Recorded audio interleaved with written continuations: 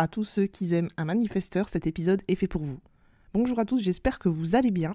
Je continue la série sur la manière d'aimer un type énergétique et aujourd'hui on va parler du manifesteur.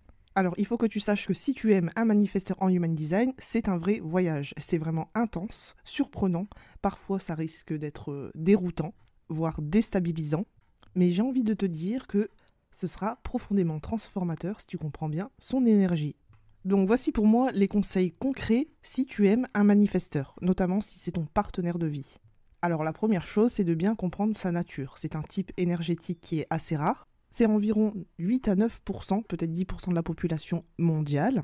Il est conçu pour initier, impulser, ouvrir la voie et pas poursuivre ni attendre la permission. Son aura est fermée et repoussante et ce n'est pas un manque d'amour, c'est une protection naturelle. Donc premièrement, c'est respecter profondément sa liberté. Le manifesteur, il a besoin d'espace vital, il a besoin d'indépendance. Plus tu vas tenter de le contrôler, plus il va se refermer ou voire exploser. Il n'aime pas rendre des comptes, il aime informer et pas demander la permission. C'est un conflit que tu peux rencontrer dans ton couple, et si un manifesteur ne se sent pas compris dans son couple, ça va énormément créer de conflits. Et ce que tu peux faire, c'est de l'encourager à informer plutôt que de lui demander « Pourquoi tu fais ça ?»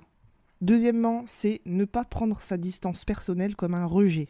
Parce que le manifesteur, il a besoin de beaucoup d'espace seul pour se recentrer, pour se recharger. Et non, ce n'est pas contre toi, mais c'est dans sa nature.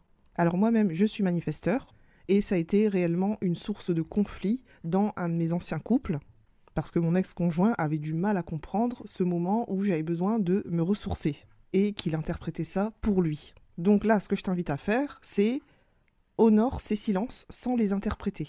C'est vrai qu'autour de moi, il y a beaucoup de personnes qui interprètent mes silences alors qu'il n'y a pas d'interprétation à faire, c'est juste que j'ai envie d'être seule. Et je le répète régulièrement, ce n'est pas personnel. Troisième chose vraiment très importante, ne pas l'interrompre quand il est dans un élan créatif. Parce que quand il a une impulsion, un projet, une idée, il ne faut surtout pas le freiner, parce qu'il est conçu pour agir sans attendre. Il n'a pas besoin de ta validation, mais plutôt de ton soutien sans friction. Sans lui dire « Ah ouais, mais ah non, mais ce serait pas bon », tu n'es personne pour lui dire ce qu'il doit faire. Tu vas créer un conflit inutile. Par contre, ce que tu peux faire pour le soutenir, c'est lui dire « Comment je peux soutenir ton idée ?» Et évite de lui dire « Ouais, t'es sûr que tu peux faire ça, t'es sûr que c'est une bonne idée ?» Au contraire, j'ai envie de dire « Encourage-le, encourage son courage. » Parce que le manifesteur se sent souvent incompris, ou plutôt mal perçu. Surtout s'il a été puni pendant son enfance pour son impulsivité. Il a vraiment besoin qu'on croie en lui, même quand il doute. Et quand il doute, tu peux lui dire que tu admires sa capacité à foncer, même quand c'est risqué. Ce qui m'amène au point suivant, ne joue pas au sauveur. Le manifesteur est capable, il peut se casser la figure, mais il apprendra. Car tu le sais, l'amour ce n'est pas le surprotéger, même lui-même le sait. C'est le laisser libre tout en restant présent. D'ailleurs, si tu l'aimes au sens amical, laisse-le se casser la figure. Ce qui m'amène au conseil suivant, laisse-le initier, même dans les relations. Et d'ailleurs, si tu ne le sais pas, il aime sentir qu'il est libre de t'aimer à sa manière, pas besoin de tout planifier pour lui. Il peut être ultra tendre et passionné, mais il doit choisir ce moment. Il est libre, donc il choisit. Je sais de quoi je parle, je me retrouve dans ce que je suis en train de dire. Et ce que tu peux faire, laisse-lui des espaces pour venir à toi, même dans les dynamiques émotionnelles. Alors, pour citer mon exemple, j'ai des amis dont je suis proche, à qui je fais des vocaux où je raconte ma vie. Elles écoutent quand je suis en crise émotionnelle, elles écoutent quand je suis hyper contente, elles écoutent quand je suis en colère, et elles écoutent quand je pleure. Et je leur rappelle souvent que oui, je me casse la gueule, oui, c'est tout à fait normal. Il y en a encore certaines qui ont besoin de vouloir me sauver, qui ont peur pour moi, et je leur rappelle que c'est le cycle de la vie, c'est tout à fait normal. Il y a des moments où je vais super bien, il y a des moments où je suis super excitée, et il y a des moments où je vais super mal. Et je sais que ça ne dure jamais. Et je choisis ce temps. Et surtout, je l'accepte. Donc là, j'ai envie de te dire que tu peux anticiper ces cycles de fermeture sans te crisper. Alors concrètement, qu'est-ce que ça donne? Quand il commence à devenir silencieux ou distant, ce n'est pas un drame. Ce n'est pas non plus personnel. C'est qu'il a besoin de se recentrer, de se ressourcer. C'est probablement aussi parce qu'il traverse un cycle d'intégration ou de fatigue énergétique, ça aussi.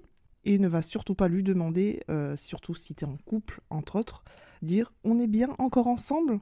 Là, tu vas recevoir une certaine colère. Donc, ce que je t'invite à faire, laisse-lui de l'espace. Il reviendra au moment où il sera en paix.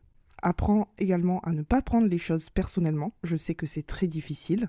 Parce qu'un manifesteur, quand il dit non, ça va être de manière brutale. Et concrètement, il peut couper court à une conversation sur une idée, un projet. Il peut aussi vouloir faire un truc sans toi, sans forcément t'exclure, mais il voudra le faire sans toi. Et encore une fois, ne le prends pas comme un rejet. Dis-lui que tu respectes son élan et tu ne prends pas ça contre toi. Encore une fois, là, dans la communication, ça risque de créer un conflit si tu ne respectes pas ça. Tu peux aussi créer un espace relationnel sans obligation invisible. Alors déjà, ne fais pas des tests d'amour pour voir si il tient à toi ou si elle tient à toi. Évite aussi les sous-entendus. Dis ce que tu veux directement. Le manifesteur, il déteste ça, tourner autour du pot. Faut vraiment aller droit au but. Ne le piège pas non plus dans des tu aurais dû savoir, tu aurais dû faire. Il déteste les jeux psychologiques. Il préfère vraiment la clarté et la paix. Ne force pas aussi les conversations trop émotionnelles. Et surtout, il ne faut pas vérifier trop souvent ce qu'il ressent pour toi, ses sentiments pour toi. Genre, est-ce que tu m'aimes ? Je pense que ça, vraiment, à la longue, ça le saoule. Et pour ma part, c'est vraiment mon cas. Donc, laisse-le venir quand il est prêt à partager. Tu verras que ce sera puissant et sincère. Et quand il initie un moment de connexion avec toi, tu verras que c'est du vrai parce qu'il n'aime pas les faux rythmes émotionnels. Un autre point important pour moi, c'est de valider son instinct sans le brider. Concrètement, quand il va te dire « je sens qu'il faut que je fasse ça », ne réponds pas « mais t'as réfléchi aux conséquences, c'est n'importe quoi ». Dis plutôt « fais confiance à ce que tu sens, je suis là si tu veux en parler ». Même s'il n'explique pas tout, son impulsion est souvent juste, il a besoin que tu crois en sa capacité à se sentir juste dans ses actions. Et dernier point qui me semble hyper important, j'avais envie de dire que c'est plutôt le premier, encourage-le à informer sans pression. Parce que informer, c'est sa stratégie, c'est son seul outil de paix avec les autres. Donc concrètement, qu'est-ce que ça donne ? S'il fait ses plans dans son coin, dis-lui « Quand tu m'informes, je me sens en lien avec toi, même si tu fais ton truc de ton côté. » Le manifesteur, il doit vraiment apprendre que t'informer ne veut pas dire se justifier. Tu peux vraiment l'aider à intégrer cette stratégie tout doucement. Et je t'assure déjà que si tu suis tous mes conseils par rapport à ça avec un manifesteur, tu verras que ça va vraiment équilibrer ta relation et tu pourras vraiment le comprendre.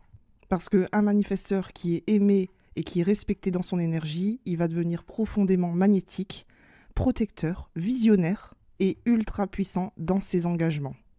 Et tu verras qu'il va t'emmener avec lui dans des chemins que personne n'a osé ouvrir.